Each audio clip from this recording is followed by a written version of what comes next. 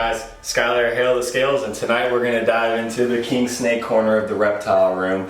I'm going to show you two of my king snakes, one from the west coast, one from the east coast. And if some of you know me, you know I was born on the west coast, but now I live on the east coast, so these snakes kind of hit home to me. I'm going to show you the two different ways I set them up and why I set them up and why I think it is the best way to set up your king snakes. So I'll show you the snakes and we'll show you the cages. Let's get to it, guys.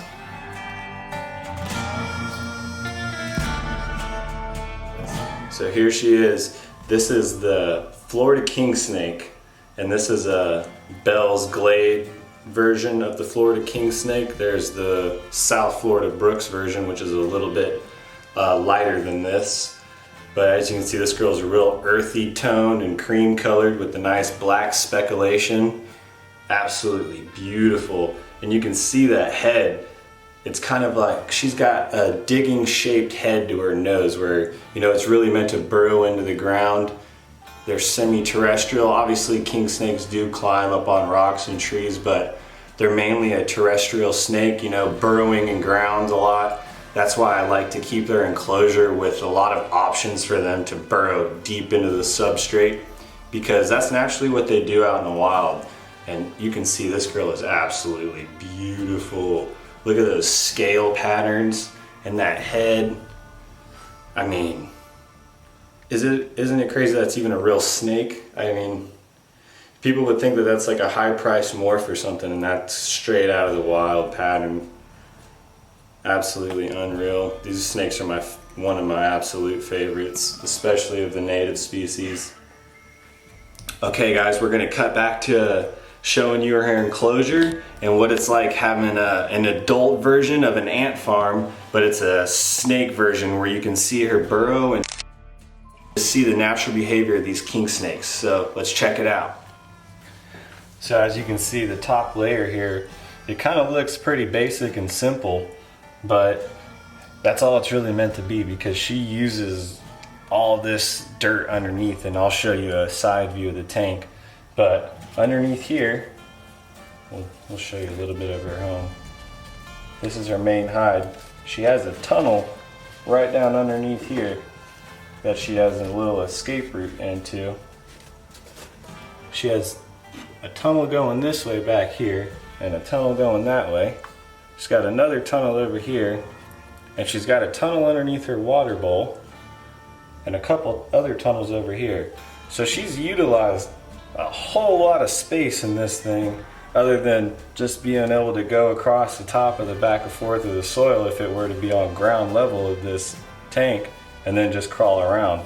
She still has an option to crawl around on these sticks, so she feels like she's crawling, and she can crawl on top of this. But like I said, they're mostly subterrestrial snakes, guys. So you can see her nose. That's a snake that's built to dig and go underground and do some tunnel activities, and when it's too cold they like to go underground. So it's really good to just give your snake, you know, what it's really meant to do in the wild, because it's just going to make them happier and make their life better in captivity. You can see how beautiful she is. Look, she's ready to burrow.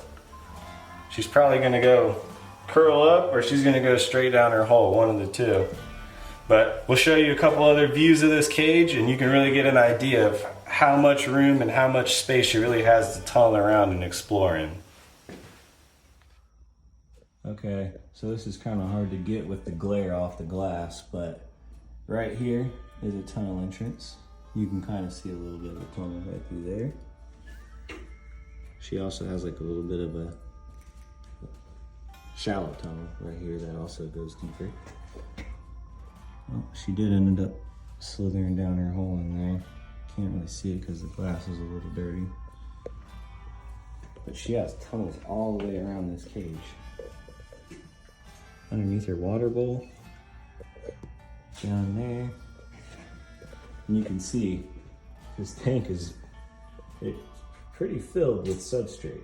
I'd say about 70% of the tank is substrate. And that gives her a whole lot of options to burrow down underneath there and really do what she would naturally do out in the wild. So I'd say that's a huge added benefit to making your snake's life a lot better.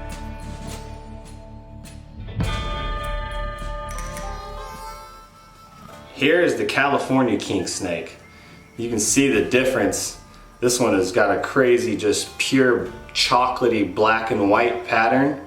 And this is a wild type version of the snake. You can find these all over the desert parts of California and the mountainous ranges as well. And I caught these things and hunted these things, well, not hunted, herped these things as a kid, and they were just one of my favorite snakes to find. We didn't find them all too often, but when we did, we were super stoked. I mean, they're just absolutely beautiful. Who doesn't love a black and white snake? And you can see this thing almost looks like she has blue eyes.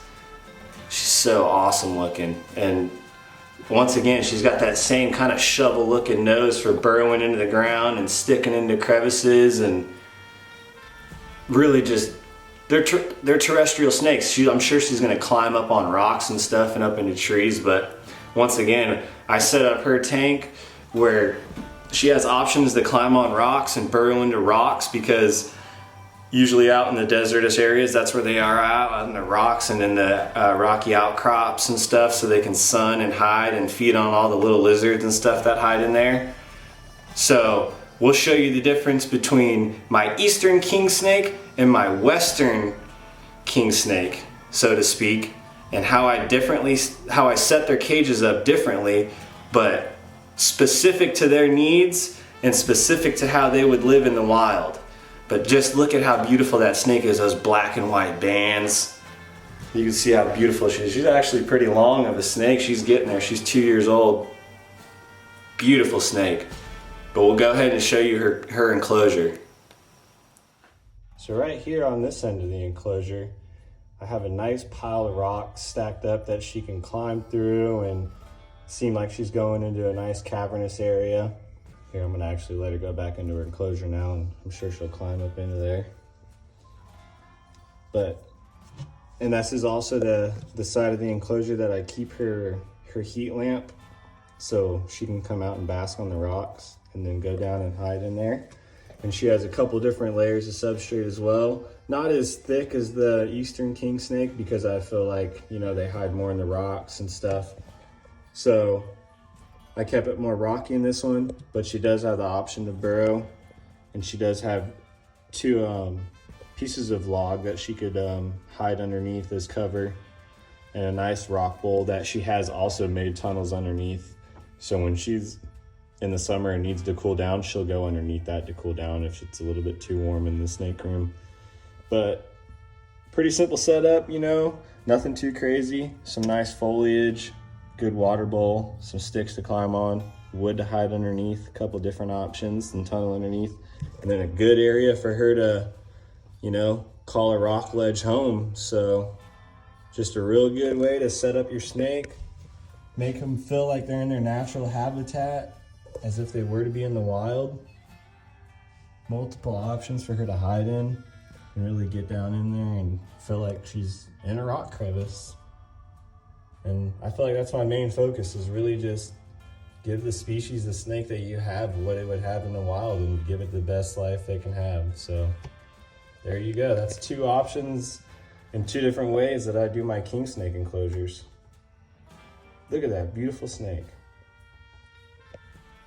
And that's exactly how you would see him in the wild sometimes, just laid out on some rocks, climbing, looking for some prey, looking for some water, who knows, just doing the snake life. All right, you guys, I hope you like the king snake corner of the reptile room. Don't know how